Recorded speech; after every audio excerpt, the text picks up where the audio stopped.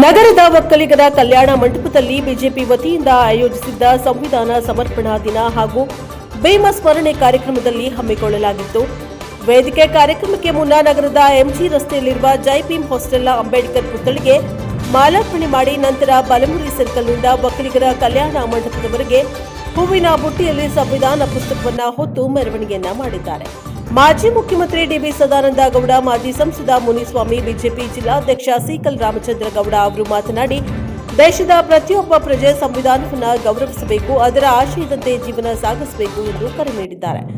ರಾಜ್ಯದಲ್ಲಿ ಸಂವಿಧಾನ ವಿರೋಧಿ ಆಡಳಿತ ನಡೆಯುತ್ತಿದೆ. ರೈತರಿಗೆ ಸರ್ಕಾರದಿಂದ ಕಾಳಜಿ ಇಲ್ಲ. ಕಪ್ಪು, ಮಾವು, ಮೆಕ್ಕೆಜೋಳ ಸೇರಿದಂತೆ ವಿವಿಧ ಬೆಳೆಗಳ ಸಮಸ್ಯೆಗಳು ದಿನದಿಂದ ದಿನಕ್ಕೆ ಹೆಚ್ಚುತ್ತಾ ಇವೆ. ಬೆಲೆ ಕುಸಿತದಿಂದಾಗಿ ರೈತರು ಕಂಗಾಲಾಗಿದ್ದಾರೆ. ಆದರೆ ಸರ್ಕಾರಕ್ಕೆ ಇದು ಕಾಣ್ತಾ ಇಲ್ಲ ಎಂದು ಆರೋಪಿಸಿದ್ದಾರೆ. ಇಡೀ ದೇಶಕ್ಕೆ ಸಂವಿಧಾನ ನೀಡಿದ ಸಂವಿಧಾನ ಶಿಲ್ಪಿ ಡಾ. ಬಾಬಾ ಸಾಹೇಬ್ ಅಂಬೇಡ್ಕರ್ ಅವರಿಗೆ ಕಾಂಗ್ರೆಸ್ ಮೊದಲಿನಿಂದಲೂ ಗೌರವ ನೀಡದೆ ಬಂದಿದೆ. ಅವರ ಬದುಕಿನಲ್ಲಿಯೂ ಅವರು ಹೋದ ಮೇಲೂ ಕಾಂಗ್ರೆಸ್ ಪಕ್ಷ ಅವರನ್ನ ಅಗೌರವ ತಂದಿದೆ. ಅಂಬೇಡ್ಕರ್ ಅವರ ಚುನಾವಣಾ ಸೋಲಿಗೂ ಕಾಂಗ್ರೆಸ್ ಕಾರಣ ಎಂದು ಆರೋಪಿಸಿದ್ದಾರೆ. ಅಂಬೇಡ್ಕರ್ ಬಗ್ಗೆ ಕಾಂಗ್ರೆಸ್ನ ನಿಜ ಸ್ವರೂಪ ಬಹಿರಂಗವಾಗಿದೆ. ಶೀಘ್ರದಲ್ಲೇ ಕಾಂಗ್ರೆಸ್ ಮುಕ್ತ ಭಾರತ ಸಾಧ್ಯ. ಸಂವಿಧಾನದ ಪುಸ್ತಕ ಕೈಯಲ್ಲಿ ಹಿಡಿದು ವೋಟ್ ಚೋರ್ ಎಂದು ಕೂಗಿದ ರಾಹುಲ್ ಗಾಂಧಿಗೆ ಬಿಹಾರ ಚುನಾವಣೆಯೇ ಸರಿಯಾದ ಉತ್ತರ ಕೊಟ್ಟಿದೆ. ರಾಹುಲ್ ಪ್ರಚಾರಕ್ಕೆ ಬಂದರೆ ಬಿಜೆಪಿ ಸೀಟುಗಳು ಇನ್ನೂ ಹೆಚ್ಚುತ್ತವೆ ಎಂದು ಜನರು ಹೇಳ್ತಾ ಇದ್ದಾರೆ ಎಂದರು. Bureau report Salahuddin, NKS TV 4 Chikkaballapur.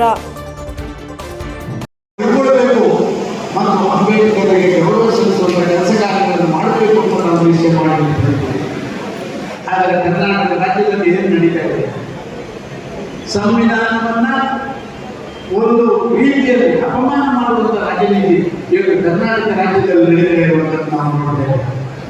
ನಮ್ಮ ಸಂವಿಧಾನದಲ್ಲಿ ಯಾರು ಆಡಳಿತಕ್ಕೆ ಬಂದ್ರ ಅವರು ಜನಸಾಮಾನ್ಯರ ಸಮಸ್ಯೆಗಳನ್ನ ಅದಕ್ಕೆ ಪರಿಹಾರ ಸೂತ್ರಗಳನ್ನು ಕೊಡಬೇಕು ಅಂತ ಹೇಳುವ ಬೇರೆ ಬೇರೆ ರೀತಿಯ ಅಧಿಕಾರವನ್ನು ಅವರಿಗೆ ಕೊಟ್ಟರೆ ಇವತ್ತು ಕುರ್ಚಿ ಕಾದಾಡಕ್ಕಾಗಿ ಇವರು ಅಧಿಕಾರವನ್ನು ದುರುಪಯೋಗ ಕೊಡುವಂತಹ ರಾಜನೀತಿ ಇವತ್ತು ನಡೀತಾ ಇರುವಂಥದ್ದು ನಾವು ಕಾಣ್ತಾ ಇದ್ದೇವೆ.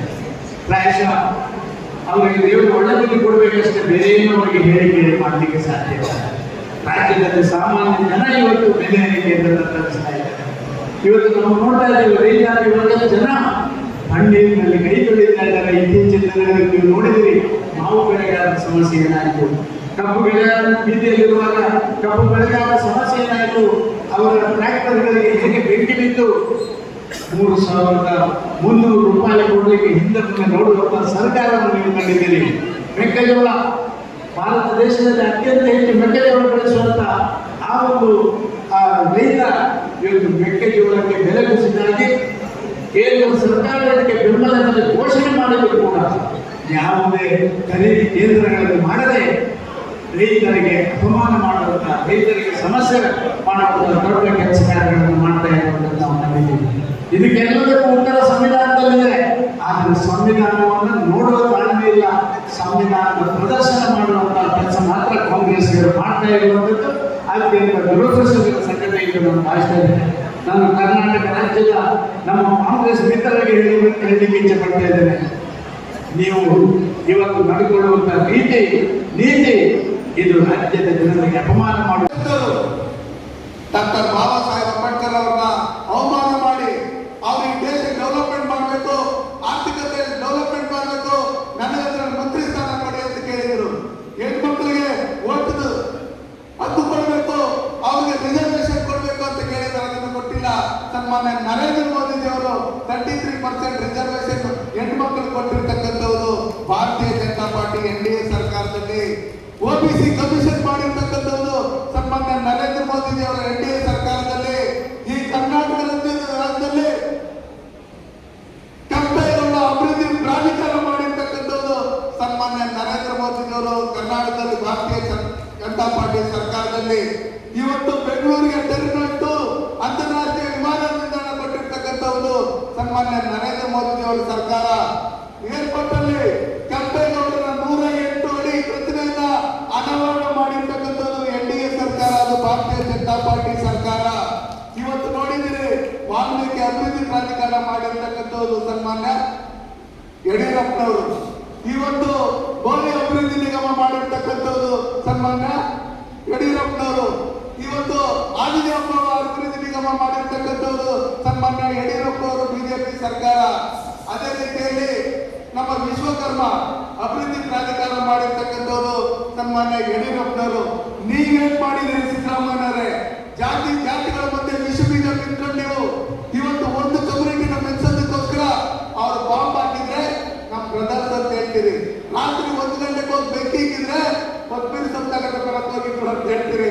ಹಿಂಗ್ ಹೇಳ್ಕೊಂಡು ಇಡೀ ದೇಶದಲ್ಲಿರ್ತಕ್ಕಂಥ ಬಹುಸಂಖ್ಯಾತರನ್ನ ಕಡೆಗಣಿಸಿ, ಅದೇ ರೀತಿಯಲ್ಲಿ ನೀವು ಯಾವ ರೀತಿ ಕಡೆಗಣಿಸಿದ್ರು ಅದೇ ರೀತಿಯಲ್ಲಿ ದೇಶದ ಬಹುಸಂಖ್ಯಾತರು ನಿಮ್ಮನ್ನು ಕಡೆಗಣಿಸಿ ಇಡೀ ದೇಶದಲ್ಲಿ ಕಾಂಗ್ರೆಸ್ ಮುಕ್ತ ಭಾರತ ಮಾಡ್ತಾ ಇದೆ.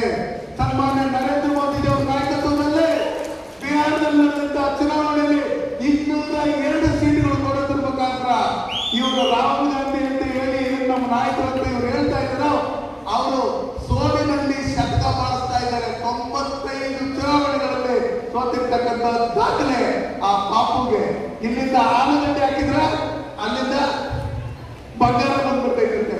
ಯಾವ ರೈತರು ಈ ಒಂದು ಕಾರ್ಯಕ್ರಮ ಕಾಂಗ್ರೆಸ್ ಸರ್ಕಾರ 50-60 ವರ್ಷಗಳ ರಾಷ್ಟ್ರದಲ್ಲಿ ಸಂವಿಧಾನ ಬಾಬಾ ಸಾಹೇಬ್ ಅಂಬೇಡ್ಕರ್ ಅವರ ಹೆಸರು ಹೇಳಿಕೊಂಡು ಏನು ಸರ್ಕಾರ ನಡೆಸಿದ್ರು, ಇವತ್ತು ಅವರು ಮಾಡಿರ್ತಕ್ಕಂಥ ದ್ರೋಹ ಇಡೀ ದೇಶಕ್ಕೆ ಗೊತ್ತಾಗಿ ಕಾಂಗ್ರೆಸ್ ಮುಕ್ತ ಭಾರತ ಆಗ್ತಕ್ಕಂಥದ್ದು ಅತಿ ಶೀಘ್ರದಲ್ಲಿ 2-3 ರಾಜ್ಯದಲ್ಲಿರ್ತಕ್ಕಂಥ ಕಾಂಗ್ರೆಸ್ ಈಗ ಮುಂಬರುವ ದಿನಗಳಲ್ಲಿ ಕಾಂಗ್ರೆಸ್ ಮುಕ್ತ ಏನು ಭಾರತ ಆಗ್ತಕ್ಕಂಥದ್ದು ಹತ್ತಿರದಲ್ಲಿದೆ. ಸಾಕಷ್ಟು ಬೂತ್ ಲೆವೆಲಲ್ಲಿ ಕೂಡ ಎಲ್ರಿಗೂ ಇವತ್ತು ಅಂಬೇಡ್ಕರ್ಗೆ, ಡಾಕ್ಟರ್ ಬಾಬಾ ಸಾಹೇಬ್ ಅಂಬೇಡ್ಕರ್ಗೆ ಕಾಂಗ್ರೆಸ್ ಅವರು ಮಾಡಿರ್ತಕ್ಕಂಥ ದ್ರೋಹ ಏನು, ಮೋದಿಜಿಯವರು ಬಂದಾದ ಮೇಲೆ ಮೋದಿಜಿಯವರು ಕೊಟ್ಟಿರ್ತಕ್ಕಂಥ ಕೊಡುಗೆ, ಗೌರವ, ಸಮಾನತೆ ಎಲ್ಲ ತಳಮಟ್ಟದಲ್ಲಿ ಇವತ್ತು ಗೊತ್ತಾಗಿದೆ.